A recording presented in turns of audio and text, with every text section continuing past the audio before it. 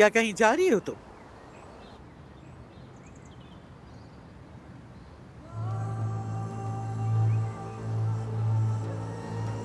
मैं अदनान के साथ लंच पर जा रही हूँ अजमत साहिबा। ठीक है, एंजॉय करो। अजमत साहिबा, मुझे आपका शुक्रिया अदा करना था। यानी आप हॉस्पिटल आई और हमारा साथ दिया इसलिए शुक्रिया।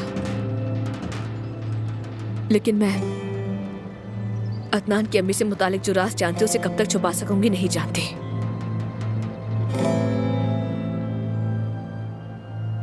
अगर तुम उसे बता दो तो तुम्हें क्या मिलेगा ज़मरुद? ये राज छुपाना बहुत मुश्किल हो रहा है मेरे लिए। तो तुम चाहती हो कि तुम्हारे बजाय तुम्हारा शौहर इस बोझ को उठाए? आपको क्या लगता है मुझे खुशी होगी? क्यों नहीं?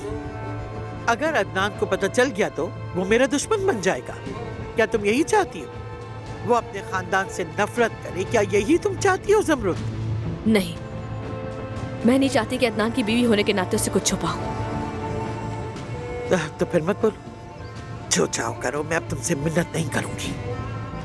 जाओ जाओ, जाकर उसे बता दो ताकि वो यहाँ गुस्से की हालत में आकर मुझसे बरसों पुरानी बातों का हिसाब मांगे, और जब वो मेरे मुंह से सारा सच सुन ले तो इस घर को जहन्नुम बना दे। हम दोनों ही जानते हैं कि सच क्या है। मैं नहीं जानती कि आपने खुद किया या किसी और से करवाया, मगर अदनान की वालिदैन की कातिल आप है ये मैं सुन चुकी हूँ, और हो सकता है बता भी दूं।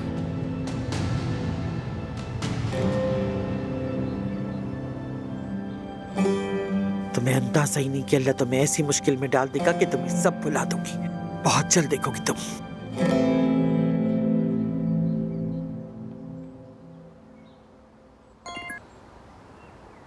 जी कहें दादी जान। तुम ज़मरुद के साथ लंच पर जा रहे हो ना? जी। तुम उसे बता दोगे कि वो माँ नहीं बन सकती है ना? मैंने सोचा तो यही है। मगर क्या? तुम्हें इसे फौरन बताना होगा ताकि वो कोई हल निकाल सके। क्या कोई हल है इसका? इस जिंदगी में हर चीज का कोई ना कोई हल जरूर होता है। डॉक्टर ने कहा है वो माँ नहीं बन सकती, मगर हामिला तो हो सकती है। चलो तुम उससे बात करो, फिर मुझे खबर देना। ठीक है।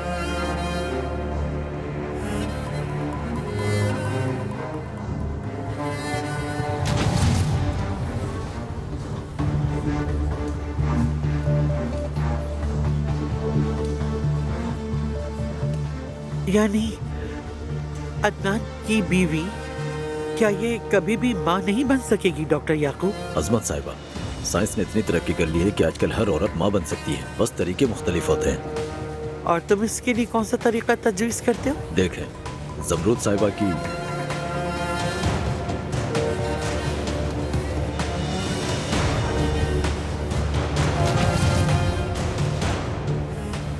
जिंदगी फिर वहीं से दोबारा शुरू होती है जहाँ पहले खत्म हुई थी।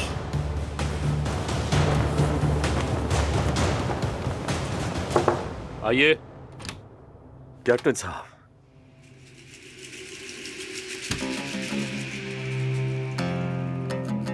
आइए अब्बास साहब बैठिए।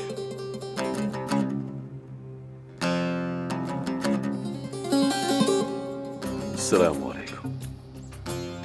मैंने सुना है कि बहराम साहब और आपने मजीद खून खराबे की वजह सुलह को तरजीह दी है। जी हाँ बिल्कुल, और जिम्मेदार शख्स ने खुद को पेश भी कर दिया। अब हमारे दरमियान कोई इख्तिलाफात नहीं, हमने आपस में बात करके सब कुछ तय कर लिया। तो फिर इस खुशी में हम खाने की तकरीब रखते हैं। इस बारे में आप क्या कहते हैं? इसमें अपने खानदानों को भी साथ लाएं, ये दूसरों के लिए भी एक बेहतरीन मिसाल होगी। जरूर, जैसा आप मुनासिब समझे कैप्टन साहब, लेकिन मैं इनके घर नहीं जा सकता। और मैं इसके घर जाने के बजाय मर जाना बेहतर समझूंगा। अच्छा तो ठीक है, फिर इसका हल मैं निकाल लूंगा। कोई भी किसी के घर नहीं जाएगा, समझ गए आप?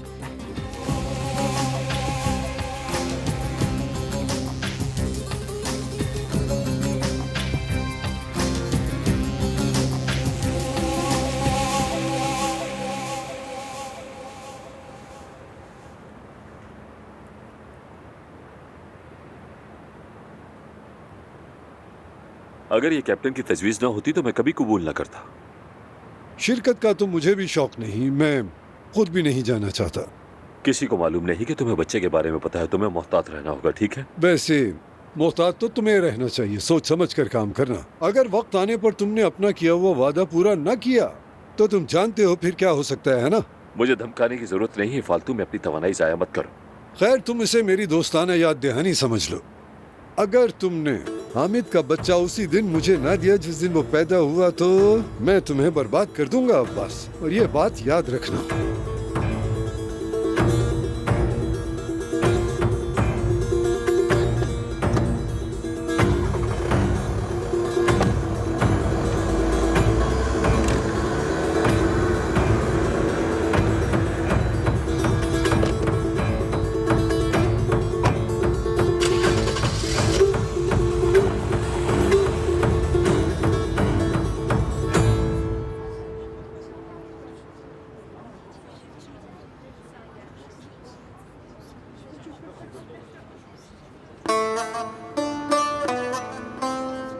खुश आमदीद।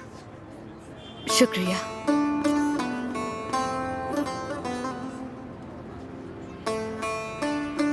जानते हो, यहाँ आने से पहले मैं बहुत पुरजोश थी। ऐसा लग रहा था तुमसे पहली बार मिलने आ रही हूँ। खूबसूरत लग रही हो तुम। शुक्रिया, ये तैयारी तुम्हारे लिए है।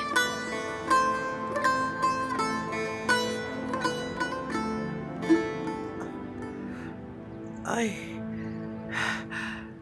अजमत साहिबा, बैठो बैठो बेटी। आपको सहमत नहीं करनी चाहिए थी।